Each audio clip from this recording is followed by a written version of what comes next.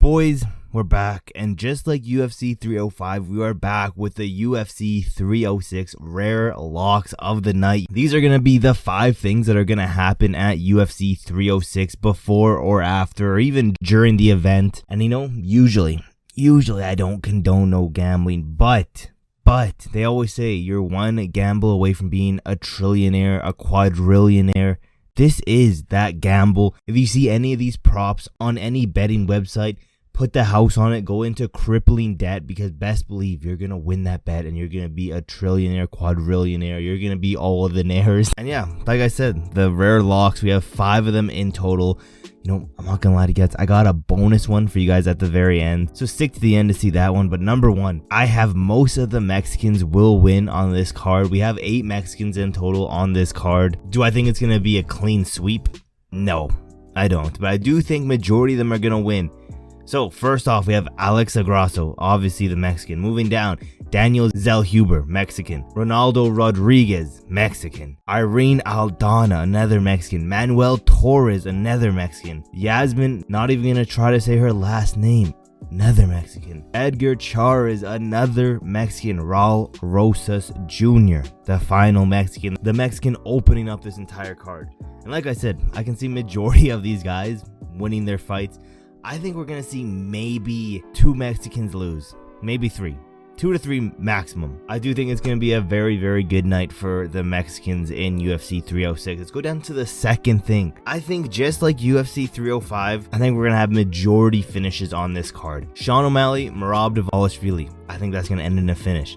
Alexa Grasso, Valentina Shevchenko. I was going back and forth on decision, but I would not be surprised if we see Alexa Grasso finish Valentina Shevchenko again. Brian Ortega, Diego Lopez. I think Diego Lopez is going to finish Brian Ortega. Daniel Zellhuber versus Esteban Ribovic. I think that one's going to be a decision. Ode Osborne versus Ronaldo Rodriguez.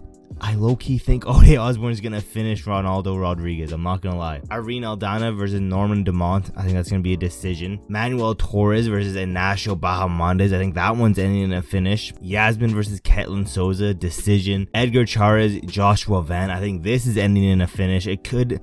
I'm also going back and forth on decision or finish on this fight. Then, of course, I think Raul Rosas Jr. is going to finish on this card too. I think that's going to happen in this card. It wouldn't be here if it wasn't a lock. Let's go to the third thing. This is probably the biggest, rarest, the hottest take I've had so far on any of my rare lock videos. I've only done 2, but this one by far, this one's the biggest one that if you see these on any betting websites, put the house on it, crippling debt, everything you gotta do because this shit's a lock. I think we're gonna see Valentina Shevchenko retire at UFC 306. Don't ask me why, don't ask me how I know this shit. It's just some insider information, just, one day dreaming. It came into my dreams. And yeah, mainly because I think it's either gonna be a Alexa Grasso like masterclass, like what we saw with Volkanovski and Max Holloway, the third fight, or it's going to be, Alexa Grasso by finish. One of those 2 things are going to happen in my opinion, and we're going to see Valentina Shevchenko retire. She's going to realize she's not at the top of her game anymore. She's regressing. She's going down. She's not getting any better.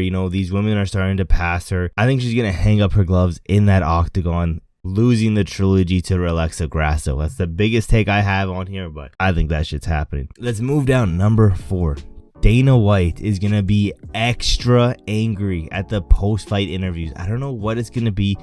All I know is my boy's going to be fuming for some reason. Whether it be, something goes wrong at the Sphere, some videos don't play, some malfunctions happening. Merab Dvalishvili beats Sean O'Malley. He realizes that the Sphere cost him like $20 million and he only made back 10. All I know is we're gonna see a very, very angry, we're probably gonna see Dana Pink back in there. That's how angry he's gonna be getting. So best believe when UFC 306 is finished, I'm hopping my ass as fast as I can to the post-fight interviews. We're gonna watch Dana White. Gonna get hella pissed at every single interview question he's asked. They're gonna try to make fun of him again about John Jones this, John Jones that. I wouldn't be surprised if Dana White starts calling everyone retards and stuff like that, to be honest. But yeah, I don't know why. I'm seeing something goes wrong with the Sphere. I'm seeing something doesn't add up for Dana White. I'm seeing he realizes that this card costs way too much money and he didn't sell enough tickets, blah, blah, blah. I'm just seeing a very angry Dana White at the end of 306. Let's go down. The 5th thing. To be honest, I think everyone's been shitting on UFC 306. I'm not gonna lie. Like, even I made a UFC 306 fight card months before this. My fight card, yes, hella unrealistic, but that shit's miles better than what we actually got. Regardless, I think everyone's gonna come to their senses once this card is over, just like we did with UFC 300. I think people are gonna say this card was better than what they expected. Like I said, I think majority of these fights are gonna be finishes. I think they're gonna be very fun fights. There's gonna be like maybe 1 to 2 dull fights in this whole fight card. I think this card is gonna be way better than what a lot of people are gonna be expecting. Make sure to look on Twitter once this card is over. We're gonna see a bunch of people being like, UFC 306 got a little bit too much hate. This was actually a very fun card. One of the more fun cards of the year. And yeah, I'm just seeing that shit happen. And to finish it all off, the bonus one. This is the biggest lock out of all of these ones. If you don't want to risk too much money, bet on this one. Try to find on any betting website, anything that has this bet. Go into debt, ask your parents, ask your friends, ask anybody you know for them to go into debt. Take a mortgage out on your house. Honestly, just sell the house. Even if you sell it below market value, just try to get as much money as you can. Take a loan out. Try to go to multiple banks, get multiple loans out. Do some identity fraud.